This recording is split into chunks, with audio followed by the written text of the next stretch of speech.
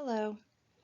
If you're activating your life's higher purpose and connecting with your higher self, growing in your understanding of consciousness along the way, you are in the right place. My name is Lisa, and in this session, I'm going to show you how to use some of these existential secrets that are more like hidden in plain sight to create the life you've always wanted. This is not so much just a crash course or a knowledge deep dive. It's more so learning about how to be aware in your everyday life, because the key here is creating awareness is how we're going to create actionable wisdom. So we're going to be talking about a lot of the things that are building blocks in our daily life, things that we may take for granted or already know, but may not be putting towards our, to serve our best purpose. All of this so that you can become the powerful co-creator that you are. So here are some foundational truths, things that you should integrate into your beliefs before we dive in here. One of which being that everything can be expressed as frequency, and we are constantly co-creating here. An important thing to understand is your ability in this. You have the free will and the potential to use this knowledge that we're going to discuss to produce your best life. For an example, the body is a miraculous system with a great ability to self-heal. We even adapt our DNA to a higher vibrational life. Our knowledge is, in a sense, embedded at a cellular level. The soul is a complex system of energy. You're constantly connected to a higher self and supported by a network of souls, aka your soul family. These universal patterns that we see in the material world and in nature, visible throughout reality, they can be used as evidence of our world's higher functions and our inner functions. And all of these things and how you fit into the universe's majesty can give you the much needed autonomy to live your best life here. So as Nikola Tesla said, if you want to find out about the secrets of the universe, we need to think in terms of energy, frequency, and vibration. Everything is energy, and energy can be described as vibration. Vibration can be described as frequency. Frequency can be expressed through numbers. So thereby, sound, light, and color can all be expressed as frequency. And you can see here, this is just an example of the visible spectrum of light at the top from red to violet. The numbers there, so for example, 432 at red, that is the frequency of the color red. Down at the bottom of this image, you see the root chakra, which is represented by the color red, and you see that wavelength is slower or has more gaps in it. It takes longer for the light of that color to reach us. And so in this way, we can measure frequencies. We can, express them as numerical values. And from there, we can even organize those numbers into shapes and so on and so forth. One of the biggest building blocks of this universe, and especially if you are on this spiritual path of personal transformation, is going to be light. But first, it's important to talk about what exactly is light. Light's mentioned, it's even mentioned in the Bible, right? Or in near-death experiences, people talking about walking towards the light, light codes, DNA activation. But what is it? So light consists of these tiny little packages of energy that are called photons. A photon carries a fixed amount of energy, but what's really interesting about a photon is that it has no mass. And in the science and physics community, this is pretty interesting. The energy of a photon depends on its wavelength. So the more energy that a photon has, the longer its wavelength will be. So for example, Going back to our example of red, it has a longer wavelength. So red, the photons to create red, thereby have more energy than, let's say, violet, where violet's, super fast, higher frequency. So light plays a big role in our personal transformation. We can often see it used as a communication tool. If you've heard of the Pleiadians, and excuse my pronunciation on that, but the star seeds, they are said to communicate with light. Light can also be a healing tool, right? This just the sun's rays coming down to us, from to the earth, gives us great healing. It provides vitamin D and gets us healthy. It is the essence of life, essentially. And what's really cool is that when we get farther along in our spiritual path, more aligned with ourselves, we begin to see these really cool lens flares show up in photography. So what's happening here is that your energy is being reflected back to you, essentially by the universe. So if you capture photos like these, start listening to your intuition. And if you're out in nature and something tells you, take out your camera, point and shoot, go ahead and do it. And chances are you're going to capture some of these really cool pictures. All of these on the screen are photos that I've taken with no edits, no filters or anything. This is just pure energy, and I always felt it in the moment. Living in a vibrational universe, and that given that we are also vibrating, the sound plays an important role as well here. So sound has for a long time been known to not only be used for communication, but also for healing.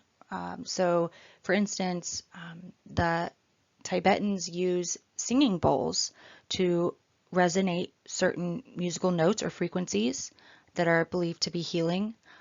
There are also things like binaural beats, which these are created by combining two different frequencies, and that is believed to alter the brain waves. So essentially our perception, how we're hearing things, the way we process things.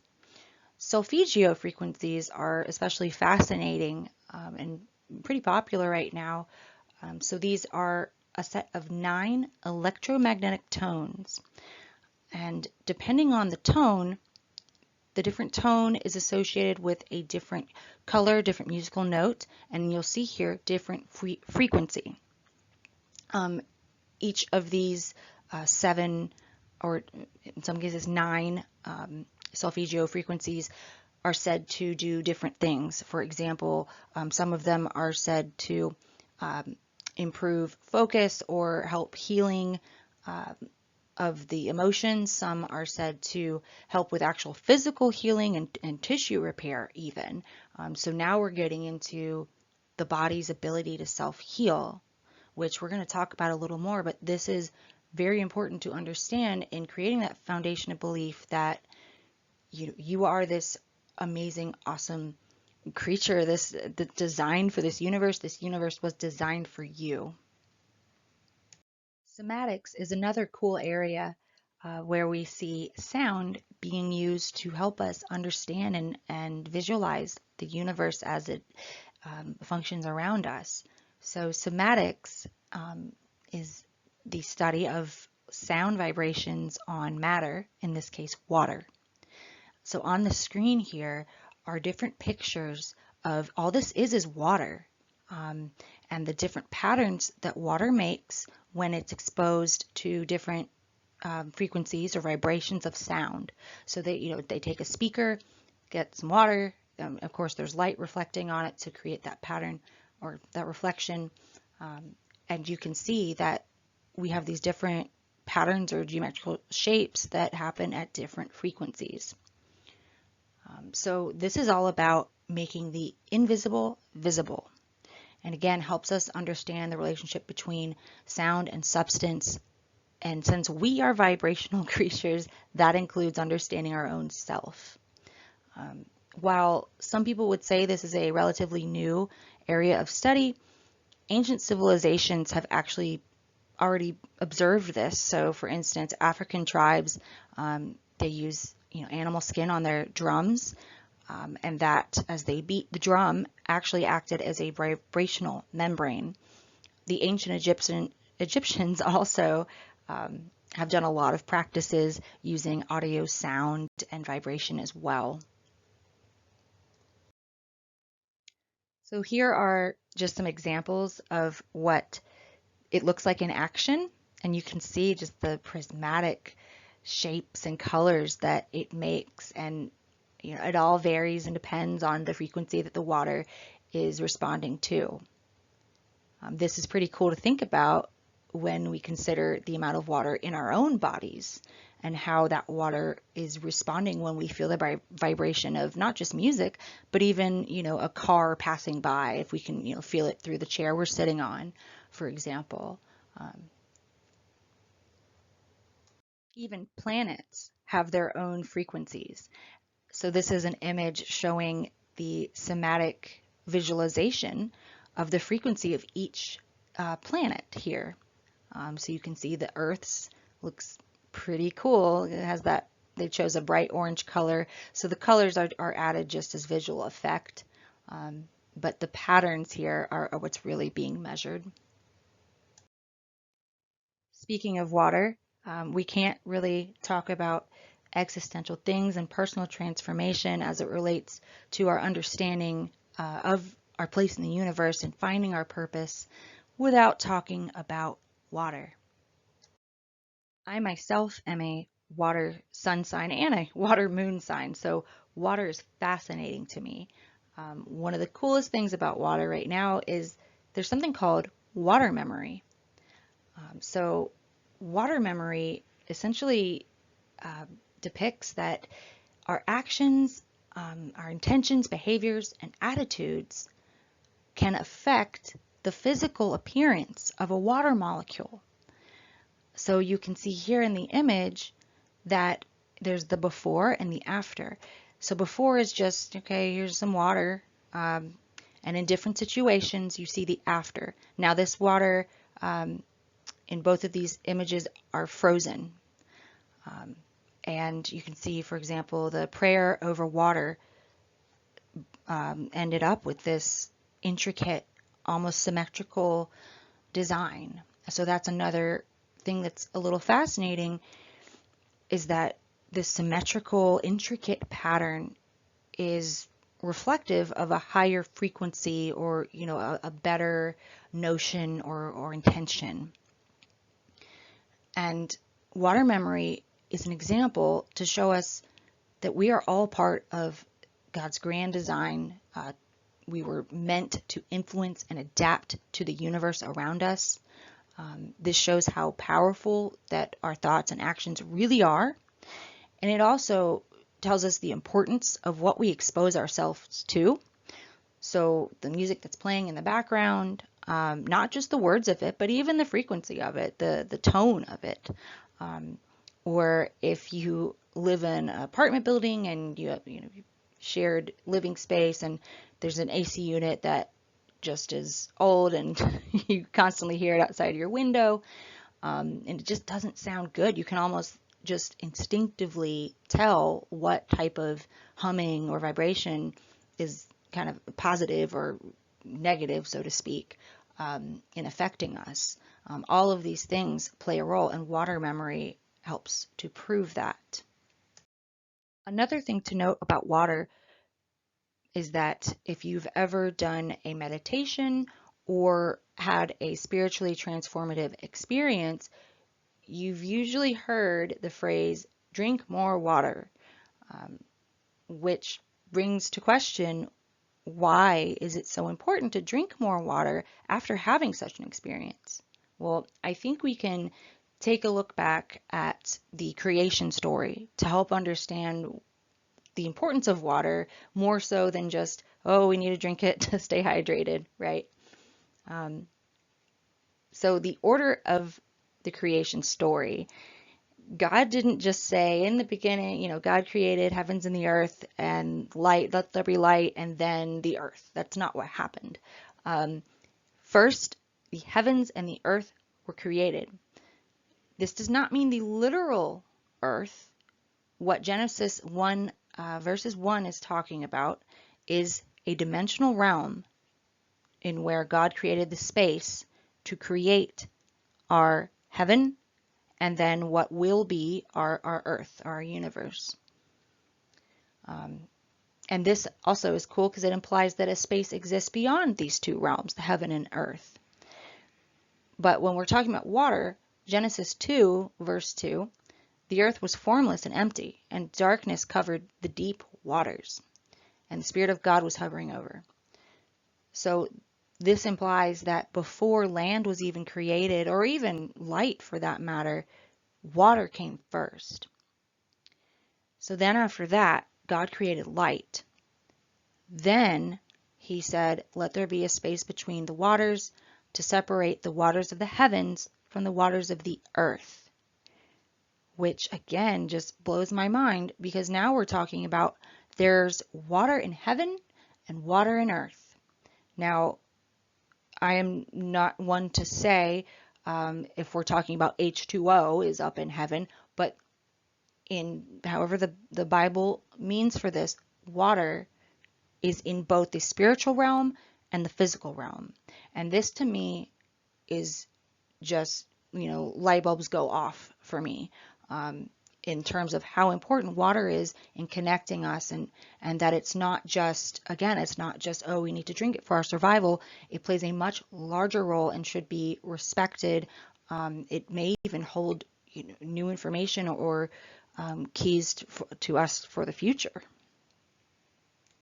When you take into account the importance of water shown in the creation story and how our world literally came from water, as well as what water memory proves, we start to think about the fact that 55 to 60% of your body is water.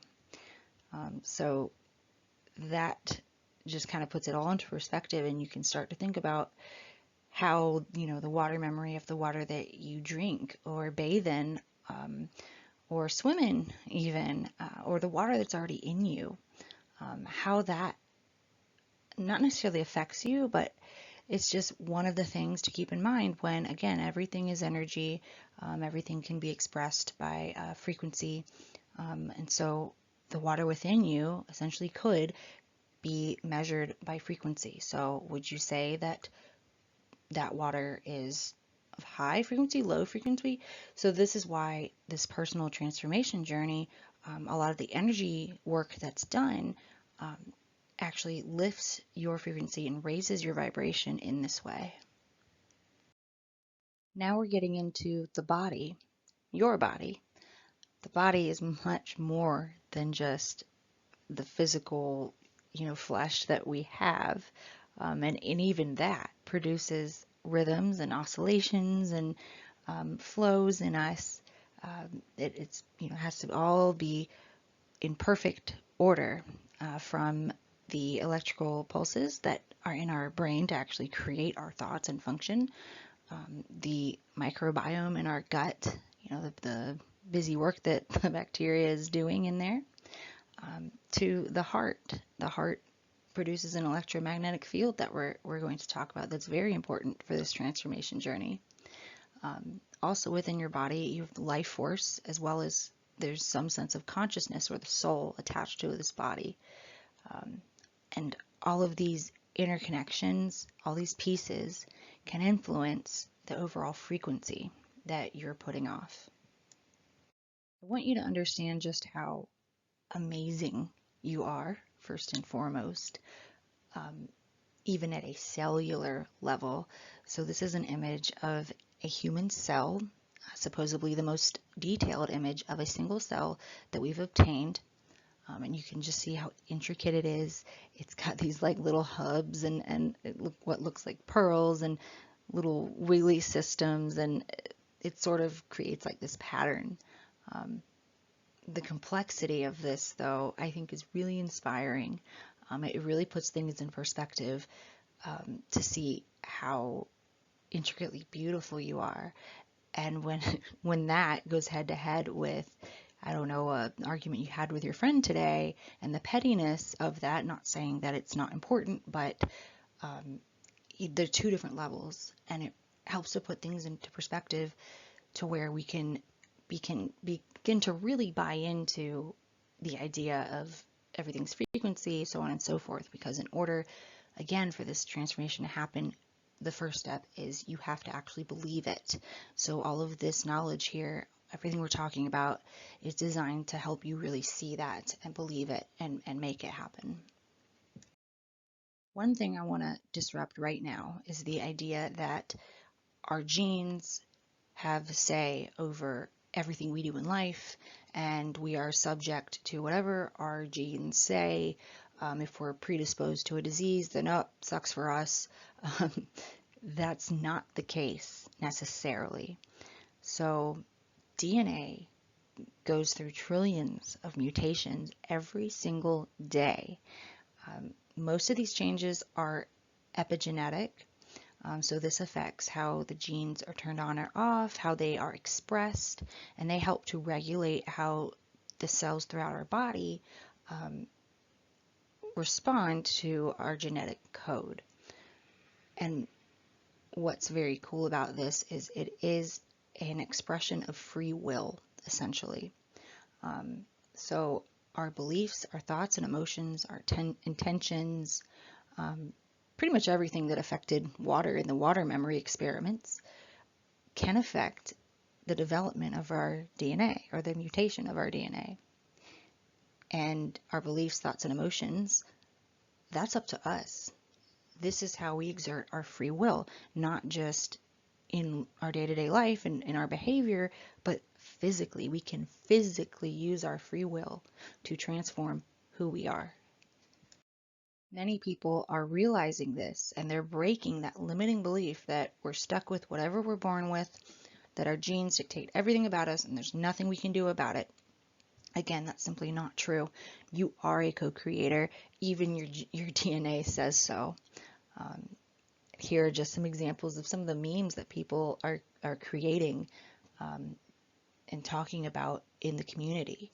This is not something that is just, off in the abyss. This is for real. Scholars are talking about it. Lightworker communities are talking about it. Scientists, spiritualists. This is something to take very seriously. In addition to our DNA, we have what's called meridians flowing through our body, or rather, they're how the energy in our body flows through. So in traditional Chinese medicine, a meridian is the energetic highway of the human body. So the qi, or the life force energy, as they believe, circulates through the body with these different meridians. And there are 12 standard meridians. This is similar to reflexology. It's what's used in acupuncture points. And it's said that in this way, different parts of our body are all interconnected and affecting one another. Meridians are only one layer or aspect of the physical body. There's also our organs, and our organs are responsible for a lot more than just their physical function. For example, the heart does more than just beat, or our stomach does more than just digest food. So in TCM, they have developed the organ body clock, and this can help determine different organs that may even be responsible for diseases or distress. So if you find yourself waking up, let's say 3 to 5 in the morning every night, you might have an underlying grief or sadness that's bothering you, or this is mapped to the organ, the lungs, right? So we're not just talking about organs here, we're talking about emotions, behaviors, things like that. So there are different, dimensions and aspects of ways to tell what's going on. It's not just, oh, my liver is messing up. There's likely something else going on. And the more that we can understand this synergistic system of not just the body, but also the energy within it, we can identify the right connections to help us ensure this harmonious balance in our health and in our life. The gut has been a very popular topic in a lot of different aspects today, especially with the gut-brain link, talking about consciousness and intuition. And so it is a very important part of our spiritual and physical systems. So in the gut, there is something called the solar plexus. And that is a system of radiating nerves. It's found in your stomach, towards the top of your abdomen, in front of your aorta. It's part of the sympathetic nervous system. And again, what's super cool about it is it has neurons in it. Yes, I said neurons, like the brain has neurons in it. So your gut has approximately 100 billion, sorry, your brain has approximately 100 billion neurons. Your gut has 500 million neurons. And I got that wrong because it's so hard to wrap your head around that your gut has more neurons than your brain does. So that is just wild. The solar plexus does more than that, though. Again, we have the gut-heart link. So the health of your gut goes hand in hand with your intuition, and even your ability to love has to do with self-confidence, as well as the gut-brain link, right? There's a lot of research that's showing that your gut actually responds before your brain even sees the stimulus. There's also a chakra point that is called the solar plexus, and it is represented at the same area where your solar plexus nerve bundle lives. And when this chakra is out of balance, we can have different types of symptoms for that. So physically, you might be bloated or have digestive issues. Emotionally, you might lack self-confidence. You might doubt yourself a little bit and not really feel like you can do things to your full potential. Mentally, you might have discouraging self-talk, like low-quality self-talk, to where you think, oh, well, I could never do that, or things of that nature. And this is an example of the multidimensional self, and how by understanding the different pieces of ourselves, the layers of ourselves, keeping in mind the principles of frequency and energy, we can find true health and complete our metamorphosis and transformation into our best possible selves. We can't talk about the body without talking about the mind, the brain. So in the 1900s, especially thanks to Sigmund Freud, the brain was believed to be our central point of defining who we are. Now we're learning that that's simply not true with all the research on the heart and the gut, and other areas of the body. And the mind is interesting here because all of our thoughts, our neural processes are entangled, and there's many embeddings within them. So AI right now is a hot topic. We've had a lot of advancements over the years with AI, and it's helping us to understand natural language processing and neural mapping and things like that. And we're starting to see just how complicated even perceiving, a one-phrase topic, like, sorry for the controversial topic, but racism, for example, that word in itself is mapped to so many different things in our subconscious, like Martin Luther King Jr. would be a positive one, segregation, probably a negative one. And so when we use words to describe things, we have to be conscious of how the mind is mapping them out, not just in our own mind, but in other people's minds as well. And this goes back to the power of the word, of speaking things into existence. And every word, verbally creates a sound and a vibration, a resonance. So the mind is a crucial thing to consider in this transformation process. What's more is that our universe works in a way where thoughts become things. You might be familiar with the law of attraction. There's also something called the law of assumption, in that the things that you imagine in your head, what you think about, or even what you expect, what you dream for, hope for, everything created in your mind may be brought into spatial reality. Nothing in reality was here without first being a thought.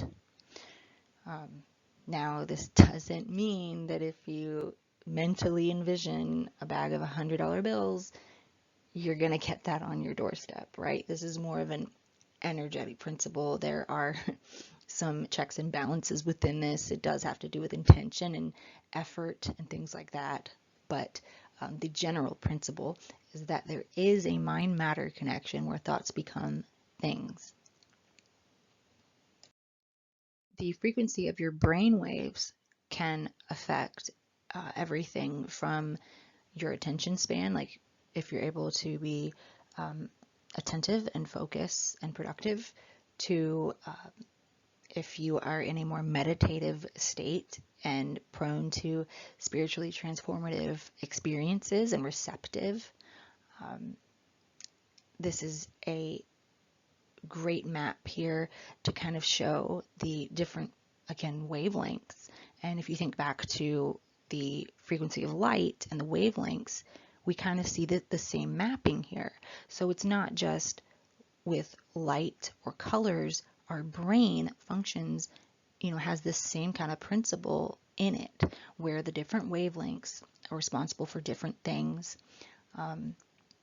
And depending on your brain waves, you can be in badass co-creator mode or not so much. The heart is probably my favorite organ to talk about, simply because it generates an electromagnetic field around your body. How cool is that? And this electromagnetic field is what's known as the aura. The organ itself, though, you can see we measure it medically with an ECG, and even that, the beats of the heart can even fluctuate and be mapped out, and it looks like a frequency wave. The field around your heart, or that's resonated from your heart rather, can extend, right now it's believed to be about 5 feet from your body.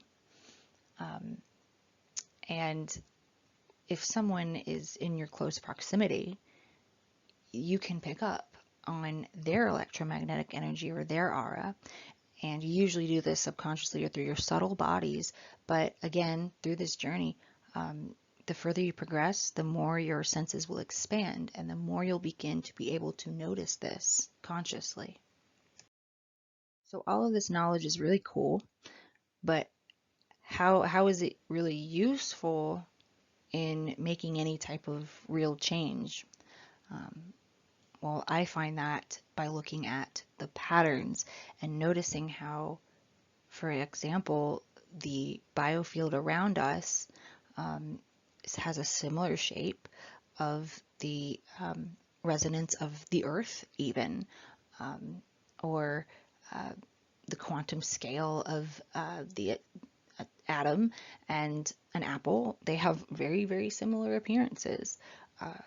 And we see this a lot in many other things in nature, including like fractals and snowflakes, things like that. And it proves that we are meant to align. So know that you are in the right place. You are of this world. You are born at the right place, the right time. You're meant for it. Your body also has different chakra points throughout it. There are 7 primary chakras from the base of your spine through the top of your head. This does include the infamous third eye chakra, which a lot of people talk about with the pineal gland and things like that. And so each of these chakras corresponds to a color, a body part, different sound or verbalization, as well as different traits and things within us. We also have what's called the subtle bodies, which there are 7 of, so 7 chakras, 7 subtle bodies. Subtle bodies are from the Hindu belief of the 3 bodies, the causal, subtle, and gross. And you'll notice that they resonate or emit outwards from the body. The further you get, the more kind of metaphysical or spiritual you get, per se. So for example, at layer 7, you're out towards the etheric body, whereas layer 2, you're at the emotional body. And I think everyone knows what emotions are, so we can kind of relate and understand what that means. But by layer 4, that's talking about the astral body. So dreams, when we're dreaming, that's said to be the astral realm. So it is our astral body that we are inferring this information from within that subtle body. It is not just our brain, for example, playing through subconscious fears in an instance where it's more than just a dream. What's happening is that connection of the astral body into that realm. As mentioned before, chakras can become blocked or out of balance. And when this happens, there is usually a corresponding issue that we can look to rebalance. For example, if the heart chakra is out of balance, it's likely that we have become blocked by grief. There might be grief or some despair that even if we're not conscious of it, let's say someone dear to you passed a few years ago and you mentally think that you got this and you're doing good in your grief journey, but your energy center begs to differ. Your energies and, looking at things from that frequency point of view bypasses our ego, and our ego is what says, oh no, I'm good, I got this. When no, we need to listen to our bodies. They are equipped with everything we need to detect, receive, and understand things at this higher level. So the body is also equipped with amazing self-healing abilities. And when we're talking about frequency, in the example of the heart chakra being out of balance, there are many ways, different mediums and means that we can help facilitate these healing functions. One of the ways that people do this are healing crystals. And it's not so much that, if you buy a green crystal and hold it by your heart, it's going to magically, zap your heart back into shape. This is more about exposing our body to something that shares a similar frequency to bring it back into alignment. So again, this is not to diagnose or heal or treat a medical issue. It's more so getting your body back into an energetic alignment. Affirmations are another way that we can heal, and not only heal, but co-create and bring things into existence. Affirmations are verbal mantras that affirm the energy that we're seeking. A lot of times they're used just in regular mental health practices to promote confidence and our self-love in ourselves. But when you use these affirmations, you are literally sending out a vibration into the universe to create that resonance. Here's an example of a heart chakra affirmation to support that energy center. And I'd like for you to either mentally read it with me or say it out loud. Every breath I take is life affirming. I inhale self-love and I exhale peace. I believe I am lovable. I believe I can love and be loved deeply without conditions. I radiate this loving, kind, and peaceful state of being with every breath. Whew. Now tell me you didn't feel good after that. Learning to work with the frequencies and listen to your body and detect these energies, they go beyond the five senses. And good news is, everyone, you, are equipped with more than just taste, touch, smell, and things like that. We have something called the clair senses. Usually this is considered psychic or for mediums, but the truth is that these are simply intuitive senses, and everyone has intuition. These are ways that we can extrasensorily perceive our reality. And again, as you progress in this journey, you'll begin to refine these senses and be able to pick up on things like the subtle bodies and tell what's what through these clear senses. So I want to go ahead and just strike it from the record that these have anything to do with the psychics that you might think of if you're from the 90s and you remember like Miss Cleo. Let's get it clear that this is not referring to that. This is talking about something that everyone possesses and is capable of, similar to empathy. These clair senses is how we communicate with our universe, our environment, and each other at higher levels, the higher levels that are going to be needed to ascend or to bring in, the age of Aquarius or New Earth, or however you choose to look at it. So examples of this include being able to see something visually in your mind's eye, hearing something even, or just getting a sense of knowing something without actually having the physical stimulus around you. You can just infer it. Now that we've talked about the basic building blocks of the universe with water, light, sound, we've talked about the body. Now it's time to get into the soul and the spirit, as well as consciousness. The soul is a lot more complex than we originally gave it credit for, and me personally, being a Christian, it was kind of like a duh moment to think that God could be, beyond comprehension, but yet our souls were so simple as one body equals one soul. That just doesn't make sense. So just a quick side note, I've had a near-death experience, and I've also had many wild spiritually transformative experiences that support this soul matrix idea. Now, this may not be 100% accurate. We are still learning and growing in our knowledge of this, but the point is that the soul does branch down in some way, shape, or form from our main essence, our main soul.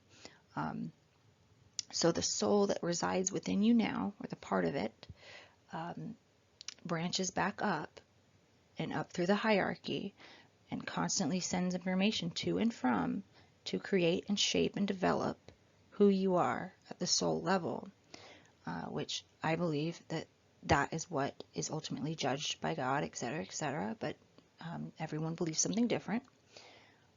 And you can see how quickly it can get complicated when we have 12 monads or kind of groups of soul energy that branch off into 12 different pieces that then branch off into 12 different pieces. You think about how many souls there are, that gets pretty crazy. But the cool part is that what we do now affects our entire soul. What we do now is not meaningless. And what we do now can even affect other parts of our soul, meaning we can affect different timelines. This spiritual soul matrix is how we connect to our higher selves at these higher levels. So again, as that soul matrix kind of branches down, it branches through the depths or dimensions of reality. That includes, the astral realm, etheric, and so on and so forth. So we have the ability to essentially communicate with our higher self. Humans are designed for this. We are also designed to establish that same kind of connection, not just with our own higher self, but with others here on earth. The soul itself can connect to one another. That's where we get into things like twin flames and soulmates, or just finding your soul family, right? Your tribe that you just feel so natural with. Consciousness itself also maps to the different dimensions, vibrations, or frequencies, and colors. And here is just one example of how these can be mapped out.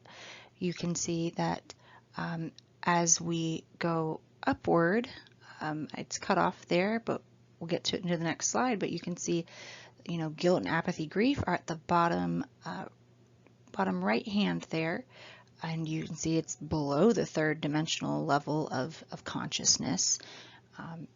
This also aligns with what people talk about when they say the fifth dimension. So the higher up on the scale you are, the higher dimensional thinking you have. As you do that, your self-identification will also progress. Changing your frequency then changes your state of consciousness. So we don't have to really worry ourselves with, oh man, I have to go through this big transformation. I have to entirely change my way of thinking and everything about me. Start by changing your frequency, changing those things that we talked about, all the different aspects, all the different layers. As you do that, that will then catapult or catalyze your consciousness to follow the same trajectory. So Dr. David Hawkins, developed a map of consciousness, and that's what's pictured here. The top visual shows it as a continuum, whereas the bottom is just a simple table to see how each piece correlates and corresponds to different life views, different emotional states, as well as the approximated energetic log, or in this case, it's the best example we have of frequency. And you can see there that love is one of the higher frequencies that we can reach. And when we're in that state of love, we're also in a state of reverence.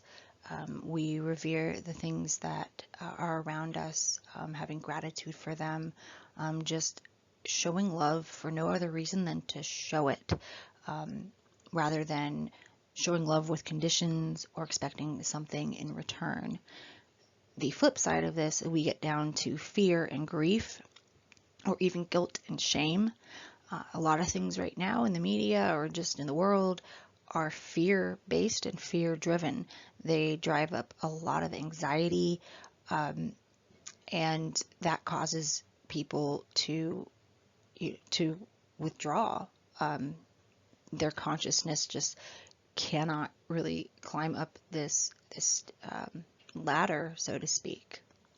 So as we are aware of the different emotions and states of climbing this consciousness ladder, this is how we can better align our thoughts, our bodies, everything about us to achieve personal transformation. People have been mapping out consciousness and our energy centers and things about us long before this generation was here, or even the map of consciousness was created. So you'll see similarities across all these different cultures that existed in different eras of time before the internet, before transportation excelled to the point where it was easy to cross oceans or to traverse territory to visit the different tribes or societies or civilizations. What's interesting is that you'll see similarities across them, and when there's similarities, that points to some reasonable belief that there is truth in this. When we get into mapping the body itself, even, like for example, foot or hand reflexology, acupuncture, meridians, our spinal nerves and how they map to our different organs as well, all of these have overlap and they create this cohesive system. And again, when we see this, it's usually a signal of truth. And right now, if you were to Google something like acupuncture, Google gives you a beautiful featured snippet that essentially says acupuncture cannot be scientifically proved. There's no, research that directly supports it. And that is the first result that you see for that. So I'm an SEO in my day job. I've done it for over a decade. And it's fascinating because SEO is also about the connections, the relationships between different entities and associations to derive meaning. And so I'm very mindful of these things, especially in the search world. But again, things with acupuncture being right now, Google or a person who's gonna search for it on a search engine, that's the first thing they see. And honestly, that's just not right. It's our job to change that way of thinking, because how we think and the way we react and behave is exactly how search engines will then reflect it back to us, because their job is to create the best search experience. So the more that we become comfortable with these ideas, and the only way that we can do that is in our own lives and understanding it for ourselves. We do not have to become experts on, for example, reflexology. You don't have to know every single thing where the foot maps to. You don't have to be an expert on spinal surgery or even religion, but you know what is true to you. And that is where this journey of personal transformation is so important, because it's within this transformation that we find what our truth is. We've seen that consciousness, waves of light, all sorts of things, brain waves, can be visualized in this kind of colored continuum or some type of graph like that. And I didn't want to leave out emotion, because emotion, we talk about the physical body, we talk about the mind, the gut, even the heart, or our subtle body energy, our aura. What about emotion? Because emotion continuously shows up in all of these different areas, and it's a big indicator of, our organ health or our mental health. Emotions move and flow in the same way that consciousness does. They can be visualized in the same way that our chakras can even, and you can see there on the right side the spiral. Now this isn't necessarily in alignment with, say, green. Frustration would be aligned to the heart chakra. It'd more be a signal of the heart chakra being out of balance, but again, just an example to show all these different points of connections and overlap in the important pieces of our journey. So how do we put all of this information together? So here's what all of this knowledge would look like if we did a diagram of it. You can see we start by understanding the different visible light and the wavelengths. Then we know that we have different dimensions of ourselves, right? The mental, emotional, and our physical self.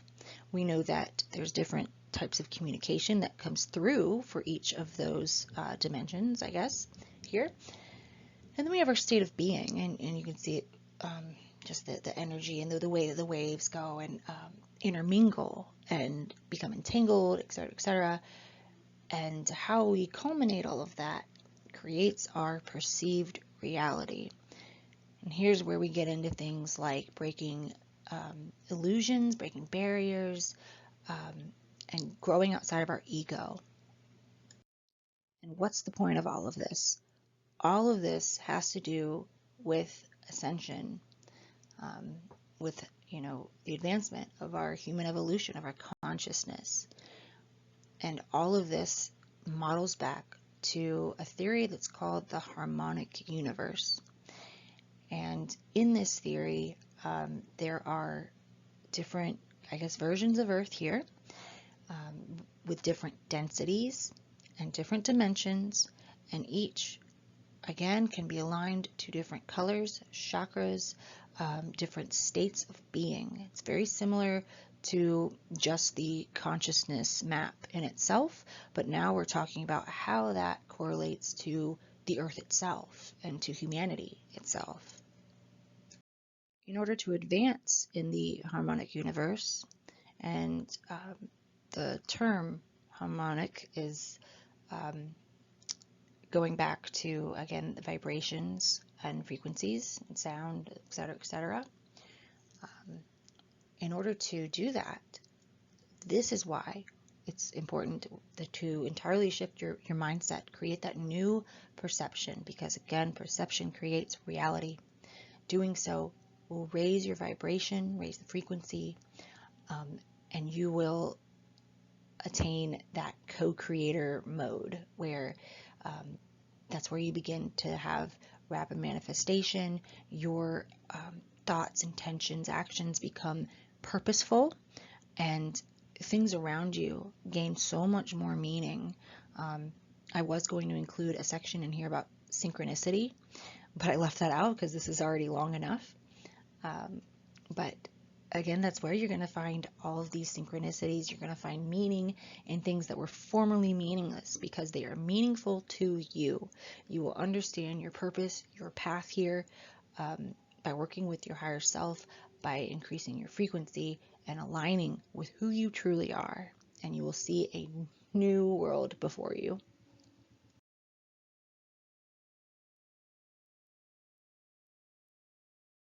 In this higher state, you'll find a few principles to be true. Thoughts become things. What you focus on grows. What you want wants you. That reminds me of the law of attraction. And what's meant for you will never pass you by. There's never a reason to fret, to let your ego level things get the best of you. For example, to be overrun with emotion and let that drive your decisions. There's never a need for that. The universe will always have your back. Things will always land in divine timing, and your intuition will never lead you astray.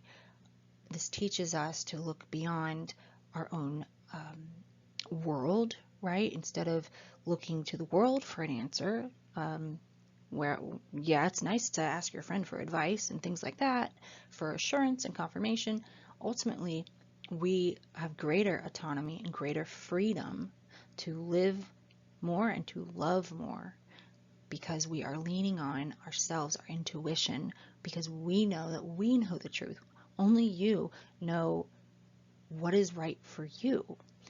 And all of this knowledge, all these things that we went over, understanding all these concepts and keeping them in the back of your mind as you go through your day-to-day, that's what will help you build trust and faith in yourself, understanding that you are capable of this, you are meant for this, and you are very important in bringing out this new earth, this higher state that humanity has been climbing towards.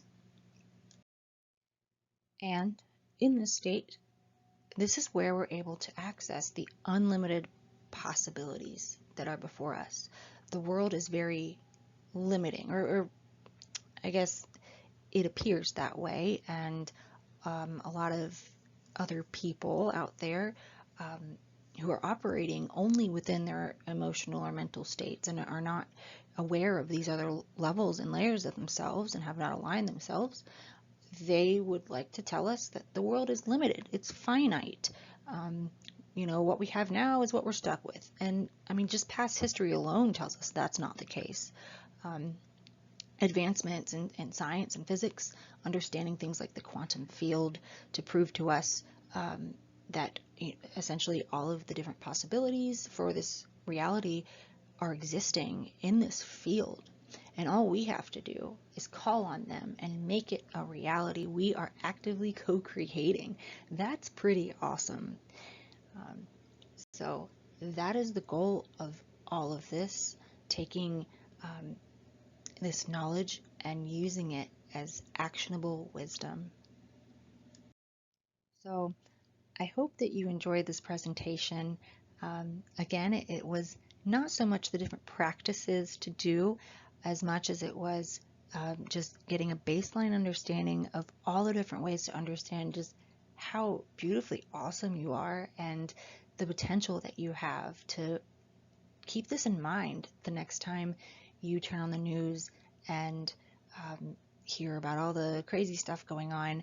Don't let that drive fear. Don't let that drive anxiety. Remember all the different ways that you are a badass, to be blunt. So again, my name is Lisa Arrington. You can find me online at etherealsoul.net and reach out to me either on social media or email at the addresses listed here. And thank you, and so be it, and so it is.